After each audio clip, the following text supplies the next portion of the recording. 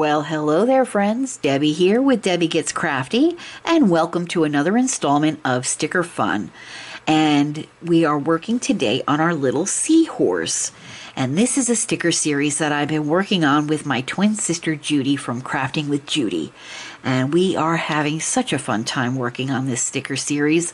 We don't even know what sticker each of the other twin picks until we watch the video. So it's always a lot of fun. We've been waiting. We've done it once so far that we've shown the same sticker on the same day, and we're waiting for it to happen again. But in the meantime, let's go ahead and work on our little seahorse. You know, it's funny. We're going to start with the letter, let's see here. It looks like the letter V. The letters, the seahorse is this way, but the letters are this way. So we'll start with the letter V, which is a pretty purple. And how are you all today?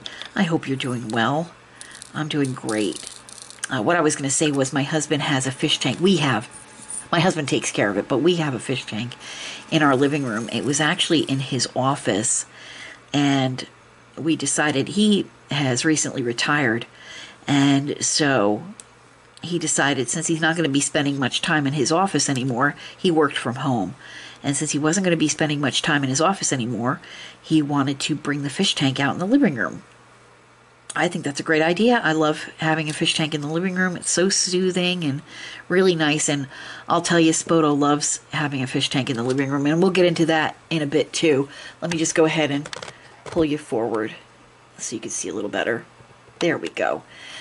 So he set up the fish tank, and we have an angelfish in there. We have some rummy-nosed tetras, and we have some coreodoras, and we have a little pleco, and they're the sweetest fish. We wanted to get fish that would get along with angelfish, and the rummy-nosed tetras, the cories, and the pleco.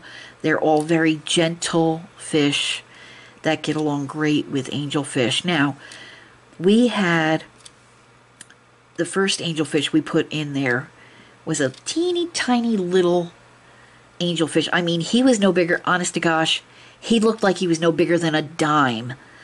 And Todd saw him in a pet shop, and this was just when he got the tank back up and running. And it needed to cycle for a bit before we could put fish in it.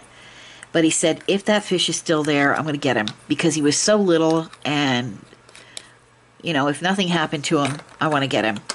So he went back, I think a week later or so, and that fish was there. So he got him. And so brought him home, put him in the tank, and he is just the teeniest, tiniest little fish. So we call him Gus. So not too long after that, we wanted Gus to have some relatives, some friends and family that were angelfish, just like him.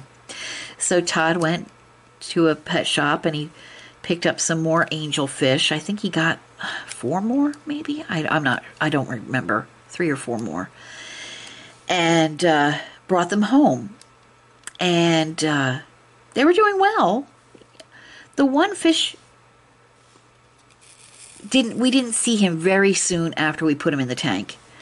He just took off for the back of the tank and just didn't want to be seen. Well, we finally figured out that he had, unfortunately passed. But the other fish, the other angelfish were in there, and they were doing, pretty good with Gus. And it got to where, now, Gus, remember friends, Gus is the smallest angelfish in this tank. It got to where we would count, like, say we had 4 angelfish left in the tank. 5, including Gus. Well, the next day, we turn out the light, go to bed, come back the next day, turn on the light, and, throughout the day, Todd would want to look around and see where the other angelfish were. And he'd count, 1, 2, 3, and Gus is 4, but we didn't see, where's the 5th angelfish? And then it came up, it was deceased. And this happened several times. Friends, Gus, that teeny tiny little angelfish, he's the only angelfish left in the tank after we put all these other angelfish in there. And I told Todd, I said, "Hun, do you think our innocent little, tiny little Gus, this tiny little angelfish who was no bigger than a dime when we got him, do you think maybe when the lights go out, he turns into a completely different fish and he just devours and just rips these other fish apart?" Because that's the only scenario I could come up with. The lights go out and he turns into a little demon seed. So, but anyway, but Gus is still in there thriving away with the other fish. None of the other fish have departed. They've all hung in there. And we've added, some more fish in there. But Gus is the only angelfish we have in there. So, who knows? Maybe Gus is a little Bruce Lee when the lights go out. And chops them all up. Who knows? But the tank is gorgeous. And Todd and Spoto, oh my gosh. Spoto, when I said Spoto loves having a fish tank in the living room, let me tell you why. This dog, Todd likes to keep up with the temperature, making sure that, that the water is warm enough, because they are tropical fish, so they have to have a certain temperature in the water, a range of temperature for them to stay healthy. And so he checks, the temperature, and he does different, tests and stuff like that. And of course he feeds the angelfish, the fish in the tank every day. Well, anything that's got to do with the fish tank, if Spoto knows that Todd's going to the fish tank, this fish tank sits next to our sofa against the wall.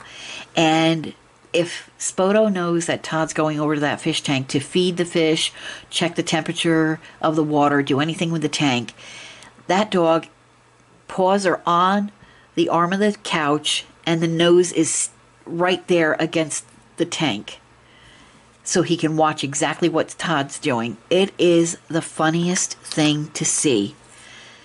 And Todd brought home some new fish the other day, and boy, Spoto was right there up in Todd's business the whole time. Todd, because when he brings fish home, they're in, plastic bags in some water.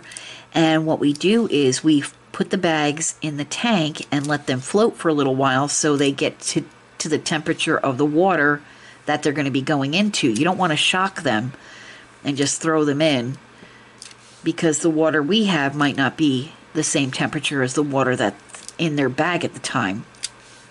So Todd came home, put the bags in the tank, and they were floating. Well, that dog sat on that couch staring at those bags until Todd walked back over and took the bags out, emptied the fish into a net, and he followed Todd right back over to that fish tank and watched while Todd put those fish in the tank. It was the funniest thing. He wanted to know every move Todd was making with that fish tank.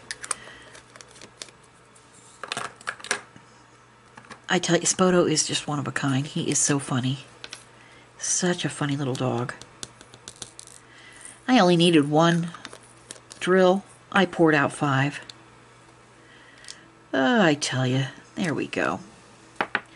So, that being said, we are done with today's sticker and talking about our fish theme today. It's what it felt like, a fish theme. But there is our little seahorse. And so let's take this off. There we go. We'll put that paper back. And we'll bring this on out. Out, Deb, out. There we go. All right, friends. Please do me a favor. Stop on by Judy's channel, Crafting with Judy. Take a look at some of her videos. Give her a thumbs up and comment. Let her know that her big sister sent you. And please do all those YouTubey things that you do so well. Please go ahead and like this video. Leave me a comment. Let me know if you've ever had a fish tank and what type of fish you had in your tank. And let me know what new projects you're working on, or if you have any finishes. Let me know what you finished. Let me know what's for dinner tonight. Most importantly, let me know how you're doing. And until I see you all again, my friends, God bless, take care, and you have a great day. Goodbye now.